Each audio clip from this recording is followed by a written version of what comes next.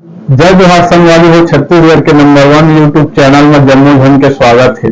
मैं राजेश मान समाचार के शुरुआत करबो आज के प्रमुख समाचार। डीजल के भारी किल्लत किसान मन पेट्रोल टंकी में लगावत हेला नहीं मिलत है डीजल। आप मला बता दें कि डीजल के भारी किल्लत ले जी हाँ किसान भाई मन परेशान है, तो वही घंटों लाइन लगाए के बाद ले घलो डीजल नहीं मिलत है। आप मला बता दें कि पेट्रोल टंकी में डीजल आवत है तो फिर कुछ लिमिट करके वितरण करे जात है, फिर खत्म हो जात है। ग्राम पंचायत का चंदा के पेट्रोल टंकी में रविवार के दिन डीजल दिए गए, फिर अब डीजल खत्म के बोर्ड लगाए जा चुके। फिलहाल अब देखना हो ही कि आखिर अब खेती किसानी के दिन आवत है तो डीजल नहीं मिली तो आखिर खेती किसानी कैसे होई। सीजी पंचायत न्यूज़ ले डॉक्टर राम कुमार मनहर की रिपोर्ट।